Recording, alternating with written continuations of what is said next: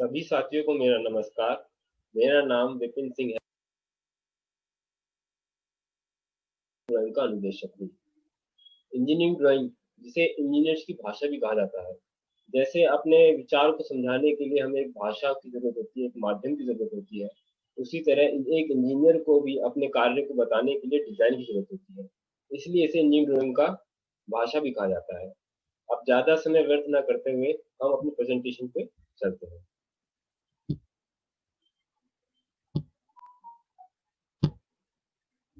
व्यावसायिक शिक्षा एवं कौशल विकास विभाग उत्तर प्रदेश सरकार द्वारा ये प्रयास किया जा रहा है कि बच्चों को पढ़ाई को कितना आसान और सरल बनाया जा सके।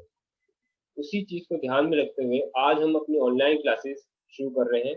व्यवसाय है इंजीनियरिंग ड्राइंग और आज का प्रसंग और टॉपिक है ऑर्थोग्राफिक प्रोजेक्शन।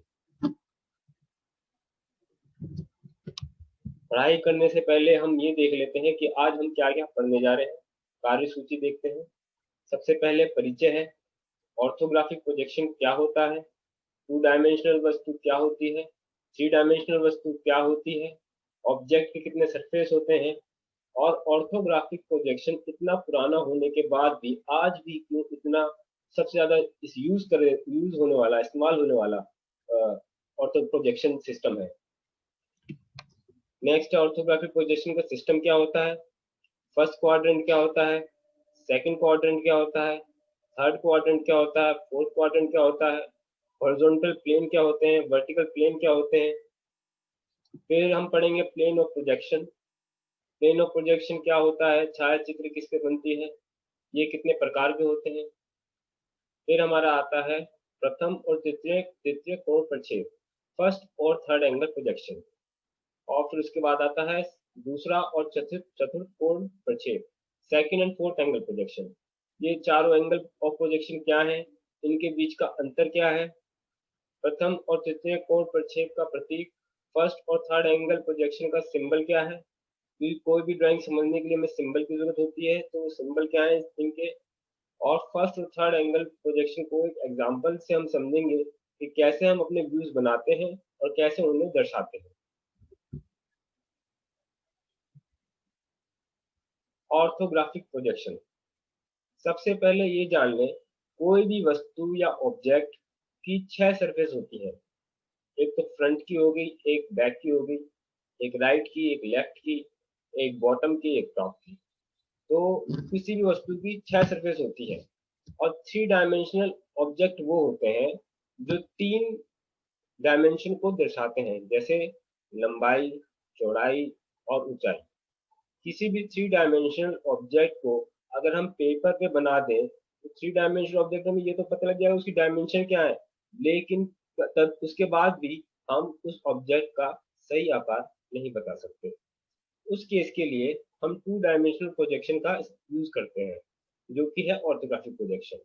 ऑर्थोग्राफिक प्रोजेक्शन में 2 डायमेंशन यूज होती है, जैसे लंबाई चौड़ाई ले ली, या चौड़ाई ऊंचाई, या फिर लंबाई ऊंचाई।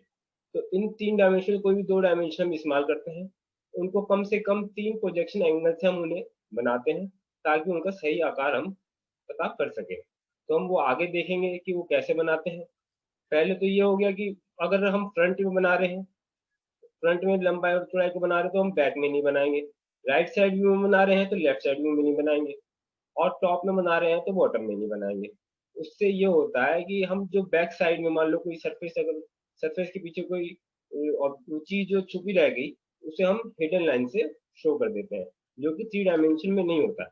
मान लीजिए किसी ऑब्जेक्ट में, थ्री डायमेंशनल ऑब्जेक्ट में पीछे कोई स्लॉट है, तो वो स्लॉट थ्री डायमेंशन में नजर नहीं आ रहा है, तो उस केस में हम टू डायमेंशन का इस्तेमाल करेंगे और जो ऑब्जेक्ट छुपा हुआ है उसे हिडन लाइन से शो करेंगे।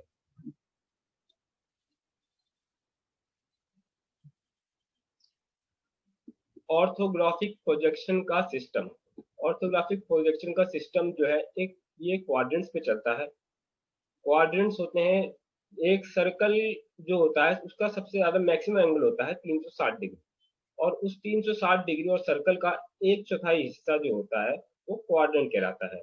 मतलब एक 360 डिग्री है, 90-90 डिग्री के कोण में 4 बार भाग करेंगे तो हमें एक क्वाड्रेंट उसका मिल जाएगा।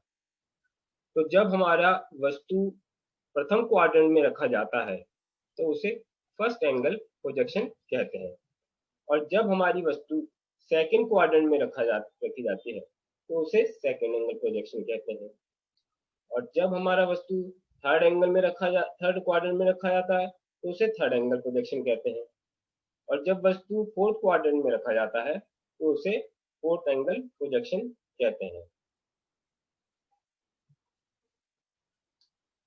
ये क्वाड्रेंट शो कर रखे हैं, एचपी और वीपी, हॉरिजॉन्टल प्लेन और वर्टिकल प्लेन।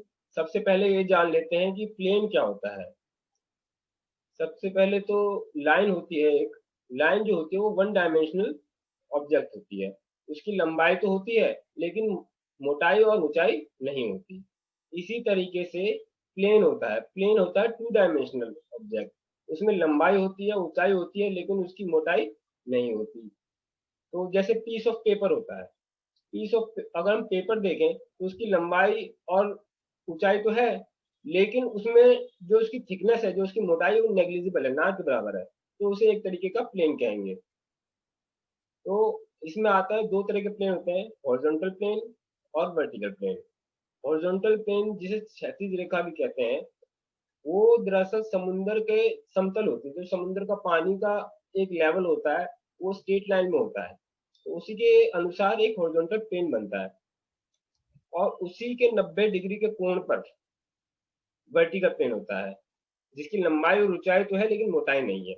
ऐसी हॉरिजॉन्टल प्लेन है। तो जब ये 90 डिग्री में आपस में एक दूसरे को बाइसेक्ट करते हैं तो ये चार भाग में बढ़ता है 90-90 डिग्री के। उनको हम क्वाड्रेंट्स कहते हैं। पहला क्वाड्रेंट क्या होता है, हॉरिजॉन्टल प्लेन के ऊपर रहता है और वर्टिकल प्लेन के सामने होता है। जब हम ऑब्जेक्ट इस क्वाड्रेंट में रखेंगे तो फर्स्ट एंगल प्रोजेक्शन कहलाया जाएगा। सेकंड क्वाड्रेंट क्या होता है, हॉरिजॉन्टल प्लेन के ऊपर पर वर्टिकल प्लेन के पीछे रहता है। जब हम अपनी वस्तु इस क्वाड्रेंट में रखेंगे तो उसे सेकंड एंगल प्रोजेक्शन कहेंगे। फिर थर्ड क्वाड्रेंट होता है जो हॉरिजॉन्टल प्लेन के नीचे होता है और वर्टिकल प्लेन के भी पीछे होता है। जब इसमें वस्तु को रखते हैं तो जो प्रोजेक्शन बनेगा वो थर्ड एंगल प्रोजेक्शन कहलाया जाएगा। फोर्थ क्वाड्रेंट जब हॉरिजॉन्टल प्लेन के नीचे रहती है वस्तु और वर्टिकल प्लेन के सामने रहती है, और जब इसमें रखते हैं तो इसे फोर्थ एंगल प्रोजेक्शन कहते हैं। हॉरिजॉन्टल प्लेन और वर्टिकल प्लेन को ध्यान में रखने की बात है, क्योंकि जब भी हम कोई एक्सिस बनाते हैं और उसी के अनुसार काम करते हैं तो ये बहुत आगे तक काम में आता है। आगे बढ़ते हैं। Plane of projection. Plane of projection किसे कहते हैं, जब आंख से किसी वस्तु को देखा जाए और उस वस्तु की छवि को प्लेन या पर्दे पर बना दिया जाए, तो जो प्लेन और पर्दे पे छवि बनेगी उस उसको प्लेन ऑफ प्रोजेक्शन कहते हैं। मतलब कोई भी हम किसी का वस्तु को ट्रांसपेरेंट चीज से देख के उसको प्रोजेक्शन बना दें तो उसको प्लेन ऑफ प्रोजेक्शन कहते हैं। ये दो प्रकार के होते हैं। पहला, जब वस्तु आंख व प्लेन ऑफ प्रोजेक्शन के बीच में होती है, मतलब पहले वस्तु है फिर उसके आगे प्लेन ऑफ प्रोजेक्शन है, और जहां से शुरुआत करी उससे पहले दूसरी साइड से हम आंख से उसे देख रहे हैं। जैसे पहले कैमरेज हुआ करते थे, कैमरे में रील आती थी, नेगेटिव्स होते थे, तो उन नेगेटिव्स की तरफ अगर हम लाइट, टॉर्च की लाइट से हम देखें तो वस्तु तो नेगेटिव हो गई, और जब लाइट से हम देखेंगे तो सामने दीवार पे उसका चित्र बन जाया करता था। तो दीवार तो हो गई प्लेन ऑफ प्रोजेक्शन, वस्तु आपका वो हो गया रील जो नेगेटिव टाइप से हो गई, और जहां से हम लाइट दे रहे हैं और देख रहे हैं उसे, वो हमारी आंख होगी। इस तरह का पहला एग्जाम्पल हो गया प्लेन ऑफ प्रोजेक्शन का। सेकेंड प्लेन ऑफ प्रोजेक्शन वो होता है जब वस्तु और आंख के बीच में प्लेन ऑफ प्रोजेक्शन रहता है। मतलब वस्तु है तो उसके बाद प्लेन ऑफ प्रोजेक्शन है तो उसके बाद आंखें हैं। इसको और ढंग से समझेंगे अगले इसमें इमेज में। जैसे ये एग्जाम्पल दे रखे हैं, पहला एग्जाम्पल में वस्तु जो है प्लेन ऑफ प्रोजेक्शन और आंख के बीच में है। इसमें वस्तु जो प्लेन ऑफ प्रोजेक्शन पे जो इमेज बनेगी वो वस्तु से आकार से ज्यादा बड़ी बनेगी, क्योंकि वस्तु जो है वो आंख पे एक एंगल बना रही है, और जितना दूर प्लेन ऑफ प्रोजेक्शन बढ़ता चला जाएगा उतना उतना ही उसकी इमेज बढ़ती चली जाएगी। तो प्लेन ऑफ प्रोजेक्शन के पहले प्रकार में जो इमेज बनती है वो हमेशा बड़ी बनती है। जैसे मैंने बताया था कि कैमरा वाले वो फोटो को जब टॉर्च करा, दीवार जितनी दूर होगी उतनी ही बड़ी इमेज उसकी बनेगी। सेकंड प्लेन ऑफ प्रोजेक्शन होता है दूसरे प्रकार का। इसमें वस्तु रखी है, बीच में कोई पर्दा है, कोई ट्रांसपेरेंट है, जो प्लेन ऑफ प्रोजेक्शन जिसे हम कह रहे हैं, और उसकी उसकी साइड से हम उसे देख रहे हैं। वस्तु दूर है और फिर उसका प्लेन ऑफ प्रोजेक्शन बन रहा है, फिर हम देख रहे हैं। इस केस में जो वस्तु का आकार बनेगा प्लेन ऑफ प्रोजेक्शन पे वो हमेशा छोटा बनेगा। ऐसा क्यों? वो भी एक एंगल बना रही है और वो एंगल जितना आपके पास आता जा रहा है उतना कम होता जा रहा है। अब जैसे हम सूरज को देख लें, सूरज है तो ओरिजिनल तो बहुत बड़ा है वो सूरज तो, लेकिन हम आँख के पास अगर हम पन्नी रख दें और उस पन्नी से उसे देखें तो वो तो उस आँख छोटे से पन्नी में आ जाएगा, उसमें दिखने लग जाएगा। इस क्योंकि उसका एक एंगल बन रहा है आँख पे, और जितना पास आता रहेगा उतनी ही उसकी इमेज कम होती चली जाएगी। इस तरीके से दो तरह के प्लेन ऑफ प्रोजेक्शन होते हैं। एक में वस्तु का बीच में रहती है प्लेन ऑफ प्रोजेक्शन और आँख के बीच में रहती है वस्तु, और एक में पहले वाले में जो प्लेन ऑफ प्रोजेक्शन की इमेज बनती है वो बड़ी बनती है, और दूसरे वाले में जब प्लेन ऑफ प्रोजेक्शन बीच में रहता है वस्तु और आँख के, उसमें जो इमेज बनती है वो छोटी बनती है।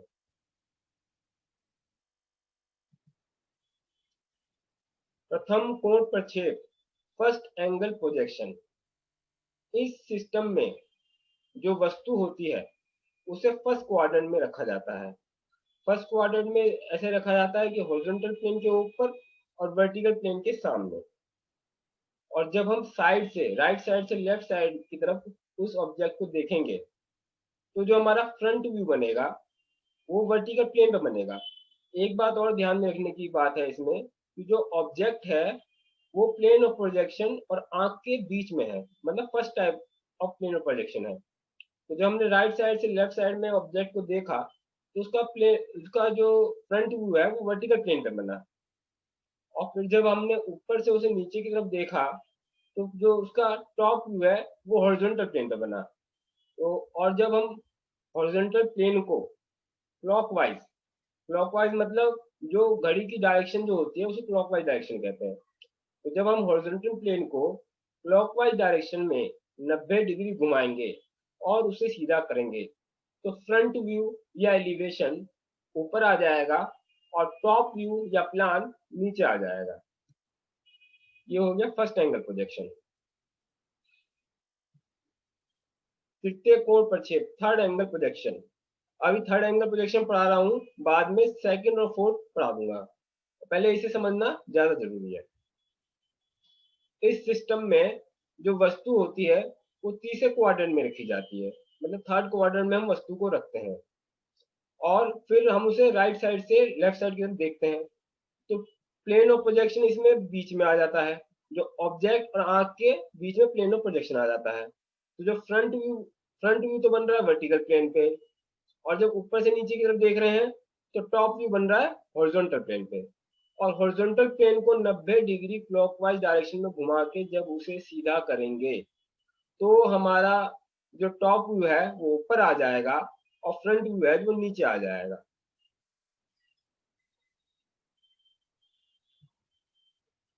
इस इमेज से ज्यादा अच्छे से समझ में आएगा। पहले क्वाड्रेंट में आधा कटा कोण रखा हुआ है, कोण जो आधा कटा हुआ है वो रखा हुआ है, उसको हम राइट साइड से लेफ्ट साइड की तरफ देख रहे हैं।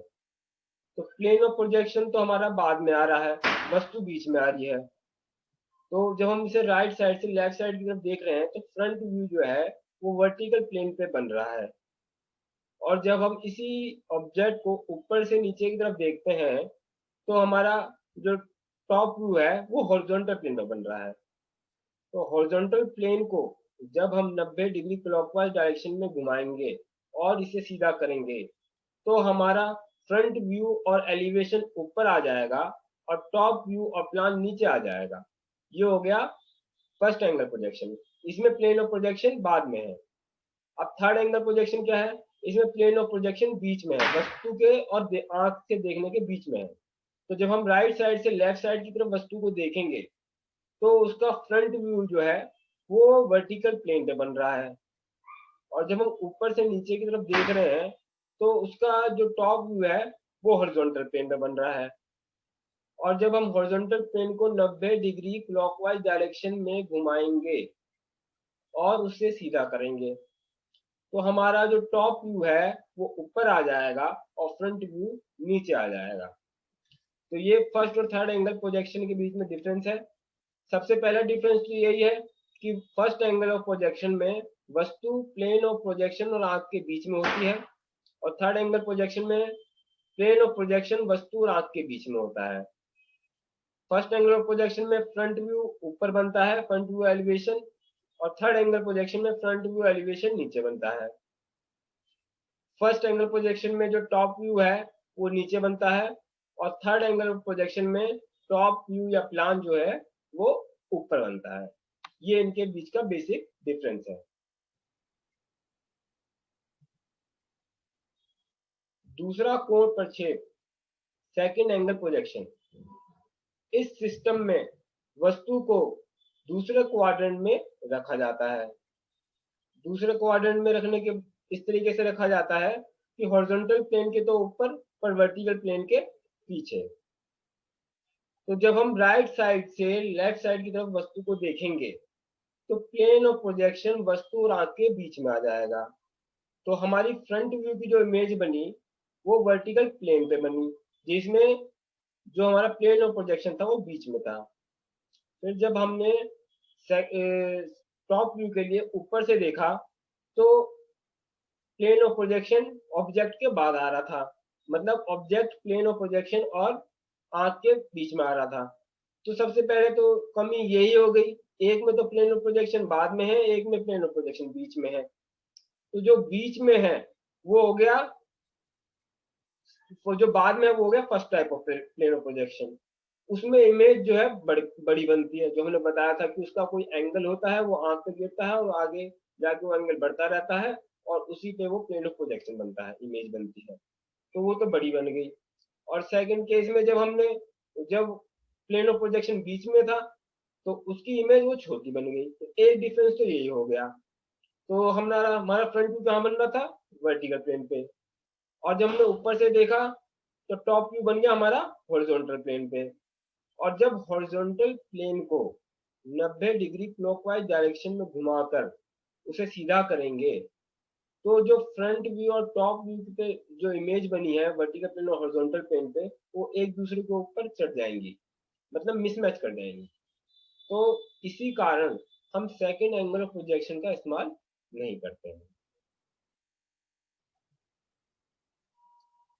नेक्स्ट है चतुर्थ कोण प्रक्षेप, फोर्थ एंगल प्रोजेक्शन। इस केस में वस्तु जो है फोर्थ क्वाड्रेंट में रखी जाती है, मतलब हॉरिजॉन्टल प्लेन के नीचे और वर्टिकल प्लेन के सामने। हम राइट साइड से देखेंगे वस्तु को तो वस्तु बीच में है प्लेन ऑफ प्रोजेक्शन और आंख के, तो और एंगल बन रहा है प्लेन ऑफ प्रोजेक्शन पे, वर्टिकल प्लेन ऑफ प्रोजेक्शन पे। तो वर्टिकल प्लेन पे बन गया हमारा फ्रंट व्यू। और जब हम ऊपर से देख रहे हैं तो प्लेन ऑफ प्रोजेक्शन बीच में है वस्तु और आग के। तो ये डिफरेंस जो सेकंड वाले में था वो इसमें आ गया। एक में तो इमेज बड़ी बनेगी, एक में इमेज छोटी बनेगी।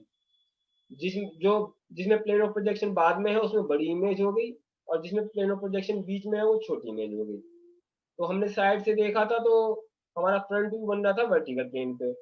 अब हमने ऊपर से देखा और हमारा टॉप व्यू बना हॉरिजॉन्टल प्लेन पे। अब हमने हॉरिजॉन्टल प्लेन को 90 डिग्री क्लॉकवाइज डायरेक्शन में घुमाकर सीधा करा तो जो वर्टिकल प्लेन है और हॉरिजॉन्टल प्लेन है वो आपस में मिसमैच कर गए। उन दोनों की जो इमेज बनी थी वो एक दूसरे पे चढ़ गई। इसलिए हम इस एंगल ऑफ प्रोजेक्शन को, फोर्थ एंगल ऑफ प्रोजेक्शन को इस्तेमाल नहीं करते हैं। ये इमेज है, इसमें बताया गया है why we are not using second and fourth angle projection. हम दूसरा और चौथा एंगल कोण प्रक्षेप इस्तेमाल क्यों नहीं करते हैं। The second and fourth angle methods are not used in practice because after rotating the horizontal plane by 90 degree in clockwise direction, the front view and top view are overlapping. So we cannot differentiate the front view and top views. So जो second और fourth angle हम इस्तेमाल इसलिए नहीं करते हैं क्योंकि जब हम हॉरिजॉन्टल प्लेन को 90 डिग्री क्लॉकवाइज डायरेक्शन में घुमाते हैं तो हॉरिजॉन्टल प्लेन और वर्टिकल प्लेन पर बनी जो इमेज है, टॉप व्यू है, फ्रंट व्यू है, वो एक दूसरे पे चढ़ जाते हैं, ओवरलैप कर जाते हैं। तो उससे ये पता नहीं लगता है कि टॉप व्यू कौन सा, फ्रंट व्यू कौन सा है। तो इससे मिसमैच से बचने के लिए हम फर्स्ट और थर्ड एंगल प्रोजेक्शन ही इस्तेमाल करते हैं। प्रथम और तृतीय कोण प्रक्षेप का प्रतीक, first and third angle projection का सिंबल। मैंने आपको बताया था कि इंजीनियरिंग ड्राइंग जो है इंजीनियर्स की भाषा है, और भाषा जैसे एक माध्यम होता है बताने का कि हम क्या चाह रहे हैं क्या नहीं चाह रहे हैं, तो उसी तरीके से इंजीनियरिंग ड्राइंग में डिजाइन के थ्रू हम वो बात रखते हैं। कोई भी ड्राइंग फर्स्ट एंगल में बनी है या थर्ड एंगल बनी है, ये बताने के लिए हम सिंबल रखते हैं। ये फर्स्ट एंगल और थर्ड एंगल के सिंबल है। अगर आप ध्यान से देखें तो जो मैंने अभी फर्स्ट एंगल में पढ़ाया था आपको, उसमें एक फर्स्ट क्वाड्रेंट में ऑब्जेक्ट रखा था, आधा कटा हुआ कोन टाइप से। उसको जब हम साइड से देख रहे थे तो उसकी इमेज बन रही थी फ्रंट व्यू पर। फ्रंट व्यू मतलब वर्टिकल प्लेन पे उसकी फ्रंट व्यू बन रहा था, और वो बन रहा था ट्रेपीजियम, जैसे इसमें दिखा रखा है। और जब हम ऊपर से नीचे की तरफ देख रहे थे तो वो बन रहे थे वर्टिकल प्लेन पे उसका top view, concentric circle. Concentric circle type से उसका वो बन रहा था। तो जो ऊपर आ गया उसको हमने पहले लिख दिया, और जो बाद में आया उसे हमने सेकंड नंबर पे लिख दिया। ये समझने का, याद करने का तरीका हो सकता है कि फर्स्ट एंगल और थर्ड एंगल, क्योंकि इसमें कई बार ऐसा होता है कि इतने सिमिलर लगते हैं कि हम कभी जो सर्कल है कॉन्सेंट्रिक सर्कल, उसे हम कभी आगे रख देते हैं, कभी पीछे रख देते हैं, हमें ध्यान नहीं आता कि फर्स्ट में क्या था थर्ड में क्या था। तो इसलिए ये याद रखो कि जो हमने फर्स्ट उसमें प्रोजेक्शन बनाया, फर्स्ट क्वाड्रेंट में रखे, तो उसमें हमारा ट्रेपीजियम ऊपर आया और कॉन्सेंट्रिक सर्कल नीचे आया। इसी तरह थर्ड एंगल ऑफ प्रोजेक्शन हम देखेंगे तो नीचे वाले वर्टिकल प्लेन पे उसकी फ्रंट व्यू बन रहा था, वो बन रहा था ट्रेपीजियम। और जब ऊपर से हमने देखा तो हॉरिजॉन्टल प्लेन पे बन रहा था उसका टॉप व्यू, जो कि कोसेंट्रिक सर्कल था। और जब उसको 90 डिग्री क्लॉकवाइज घुमाया तो ऊपर क्या आ गया, कोसेंट्रिक सर्कल, और नीचे आ गया ट्रेपीजियम। तो इसमें फिर थर्ड एंगल में कॉन्सेंट्रिक सर्कल को पहले बनाएंगे और फिर ट्रेपीजियम को बनाएंगे। ये एक याद करने का तरीका है।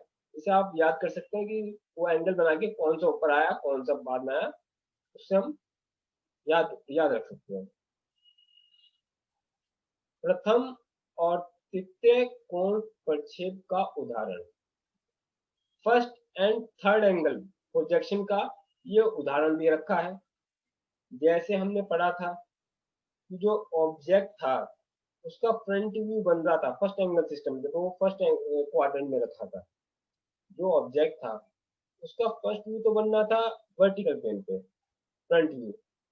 और जब हम ऊपर से देख रहे थे तो उसका टॉप व्यू बन रहा था हॉरिजॉन्टल प्लेन पे।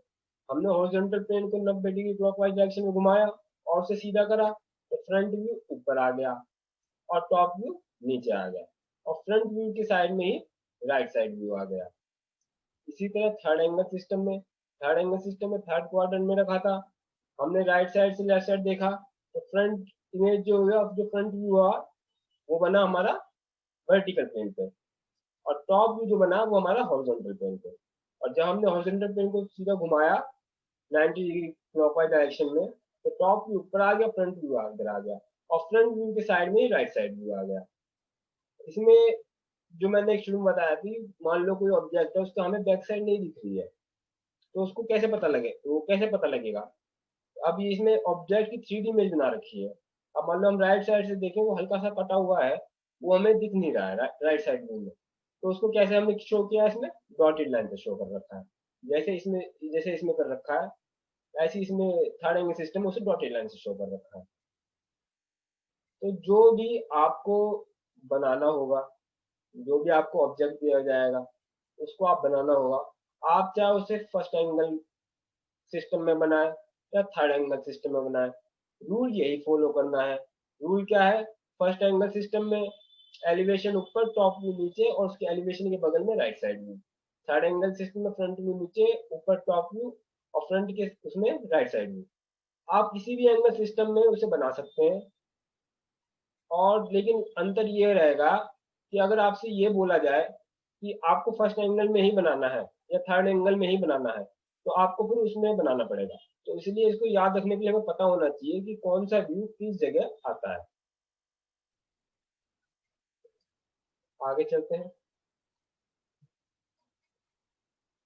डायमेंशनल व्यूज, हमने ये तो जान लिया कि कौन सा व्यू कहाँ आना है, जैसे फ्रंट व्यू कहाँ आना था, टॉप व्यू कहाँ आना था, साइड व्यू कहाँ आना था, ये तो हमने जान लिया।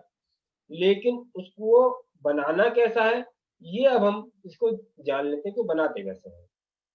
जैसे ये एक ऑब्जेक्ट दे रखा है, एक वस्तु है, जो उसकी लंबाई एल है, लेंथ एल है, चौड़ाई जो है उसकी विड्थ जो है वो डब्ल्यू है, और जो उसकी हाइट है, ऊंचाई जो है वो एच से शो कर रखी है। अब हम ये जो इमेज बनी हुई है, इसमें फ्रंट व्यू ऊपर है और टॉप व्यू नीचे है, तो इससे हमें ये तो पता लग गया कि फर्स्ट एंगल सिस्टम में बनी है ये। तो ये कैसे बनी है ये और देख लेते हैं। जो ग्रीन कलर से सिंबल दिया जा रहा है वो फ्रंट व्यू देखने का एक पॉइंट ऑफ व्यू है, फ्रंट व्यू उससे वहां से देखा जा रहा है। तो हमने फ्रंट व्यू जब उसे देखा तो इमेज जो बन के आई वो फ्रंट व्यू में हरे हरे रंग से बना रखी है। इसमें फ्रंट व्यू में हमने क्या देखा, फ्रंट व्यू में हमें उसकी लंबाई पता लगी, लेंथ पता लगी एल, और उसकी हाइट पता लगी, ऊंचाई पता लगी एच, जो हमने ऊपर शो कर रखी है एल और एच से। फिर हम जब ऊपर से देखते हैं, जो लाल कलर का निशान है रेड कलर का, टॉप कलर से देखने टॉप टॉप व्यू देखने के लिए जब हम ऊपर से देखेंगे इसे, तो इससे हमें क्या पता लगेगा, क्या दिखाई देगा, लेंथ पता लगेगी और इसकी मोटाई पता लगेगी, मतलब विड्थ पता लगेगी। मैंने आपसे कहा था, पहले भी बताया था कि ऑर्थोग्राफिक प्रोजेक्शन में टू डायमेंशन सब वो रहता है, प्रोजेक्शन रहता है। लंबाई ऊंचाई, ऊंचाई चौड़ाई, या चौड़ाई लंबाई, तीनों तरीके से तीनों तीनों वो रखे जाते हैं। उससे तीनों जब हमें पता व्यूज लग जाते हैं, तीनों एंगल से प्रोजेक्शन लेते हैं, उसके बाद ही हम उसका सही आकार बता पाते हैं। तो हमने दो दो डायमेंशन ली है। शुरुआत में फ्रंट व्यू में लंबाई और हाइट दिख रही थी हमें, और सेकंड व्यू में टॉप व्यू में हमें उसकी लंबाई और चौड़ाई नजर आ रही है। तो लंबाई दोनों में बराबर है। इसका मतलब जो फ्रंट व्यू की इमेज बनाओगे और टॉप व्यू की जो इमेज बनाओगे, उसमें लंबाई जो है बराबर होनी चाहिए और एक लाइन में होनी चाहिए। जैसे इस पिक्चर में हल्की लाइन से शो कर रखा है कि लंबाई जो है वो इसी के बराबर जा रही है, और हाइट और विड्थ अलग अलग है। अब इसी तरीके से फ्रंट व्यू और साइड व्यू देखेंगे। फ्रंट व्यू में तो हमें लेंथ और हाइट पता लग रही थी, अब हमने साइड व्यू देखा, पर्पल कलर से जो एरो बना हुआ है और इमेज बनी हुई है उसे देखा हमने। तो जब हमने साइड व्यू देखा, राइट साइड व्यू, तो उससे हमें पता लगा उसकी एक तो हाइट और चौड़ाई, चौड़ाई और हाइट उसकी पता लगी हमें। अब हमें फ्रंट व्यू में उसकी लंबाई और ऊंचाई पता लग रही थी, और इसमें साइड व्यू में ऊंचाई और चौड़ाई पता लग रही है, मतलब दोनों में हाइट हाइट कॉमन है। तो जो फ्रंट व्यू की इमेज होगी और जो राइट साइड व्यू की इमेज होगी, उसमें हाइट जो है बराबर दिखाएंगे, दिखाएंगे और बनाएंगे भी। आप कोई भी स्केल यूज करें, कोई भी ऑब्जेक्ट है, अगर वो छोटा ऑब्जेक्ट है तो इनलार्जिंग स्केल यूज करें, अगर बड़ा है तो स्मॉलर स्केल यूज करें। लेकिन जो भी आप स्केल को एक पैमाना सेट करेंगे, उसमें जो हाइट और लेंथ रखोगे, अगर दूसरे में भी अगर लेंथ आ रही है या फिर हाइट आ रही है, तो उसको उसमें बराबर ही शो करना है और एक लाइन में शो करना है। तो फ्रंट व्यू और टॉप व्यू में तो लेंथ कॉमन थी, जो हमने बराबर उससे बना दी, और ऐसे ही फ्रंट व्यू और साइड व्यू में हाइट कॉमन थी, तो हमने उसको उतनी हाइट पे, जितनी हाइट उधर थी उतनी हाइट उधर कर दी। इसी तरीके से जब हम साइड व्यू और टॉप व्यू देखेंगे, तो टॉप व्यू में, साइड व्यू में तो चौड़ाई और ऊंचाई आ रही है, और टॉप व्यू में लंबाई और चौड़ाई आ रही है। तो इसी तरीके से विड्थ इसमें कॉमन है, तो विड्थ जितनी यहाँ होगी टॉप व्यू में होगी, उतनी ही डायमेंशन की विड्थ जो है वो साइड व्यू में होगी। इस तरीके से हम इसे बनाते हैं। कोई भी डायमेंशन जो उधर आ रही है बराबर है, तो वो उसके बराबर ही लाइन उसे खींची जाएगी। और दर्शाने का तरीका ऐसा है, जो फर्स्ट एंगल में बनाएंगे तो एलिवेशन ऊपर, टॉप व्यू नीचे, साइड व्यू इधर। और थर्ड एंगल बनाएंगे तो फ्रंट व्यू नीचे, टॉप व्यू ऊपर और साइड व्यू फ्रंट व्यू के बगल में। ये बनाने और दर्शाने का दोनों का कार्य है। इस तरीके से हम इसकी डायमेंशंस बनाते हैं। सारांश, आज का सारांश है, हमने ऑर्थोग्राफिक प्रोजेक्शन के बारे में पढ़ा। तो ऑर्थोग्राफिक प्रोजेक्शन क्या है, टू डायमेंशनल ऑब्जेक्ट क्या है, थ्री डायमेंशनल ऑब्जेक्ट क्या है, एक ऑब्जेक्ट की कितनी सतह होती है, दो तीन डायमेंशनल ऑब्जेक्ट इमेज होने के बाद भी क्यों दो डायमेंशनल ऑब्जेक्ट को प्राथमिकता दी जाती है, और ऑर्थोग्राफिक प्रोजेक्शन का इतना चलन आज भी क्यों है, ये हमने पढ़ा। हमने ये भी जाना कि फर्स्ट क्वाड्रेंट किसे कहते हैं, सेकंड क्वाड्रेंट किसे कहते हैं, थर्ड क्वाड्रेंट किसे कहते हैं, फोर्थ क्वाड्रेंट किसे कहते हैं, हमने इसके बारे में भी पढ़ा। हमने प्लेन ऑफ प्रोजेक्शन के बारे में जाना कि प्लेन ऑफ प्रोजेक्शन क्या होता है, प्लेन ऑफ प्रोजेक्शन कितने प्रकार के होते हैं, कैसे उस पर छवि बनती है, ये हमने जाना। हमने ऑर्थोग्राफिक प्रोजेक्शन के चारों कोण प्रक्षेप को समझा। चारों कोण प्रक्षेप कौन कौन से, first angle, second angle projection, third angle projection, fourth angle projection. हमने इनके चारों के बारे में जाना।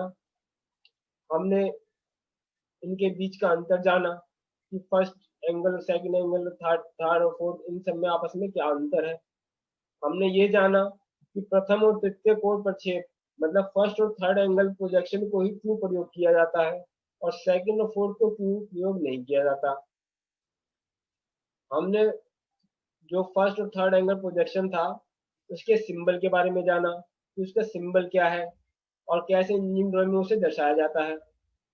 हमने उदाहरण के जरिए ये भी समझे कि जो फर्स्ट और थर्ड एंगल में व्यूज बनने हैं वो कहाँ बनने हैं, वो कैसे बनने हैं और कैसी डायमेंशन जो है वो बराबर होनी चाहिए। हमने इसके बारे में भी पढ़ा। संदर्भ, जिसे रेफरेंस भी कहते हैं, इस पावर पॉइंट प्रोजेक्शन का जो भी सामग्री है, मटेरियल है, वो रॉयल प्रकाशन की पुस्तक एलिमेंट्री इंजीनियरिंग ड्राइंग बाय वीवी वर्मा से लिया गया है।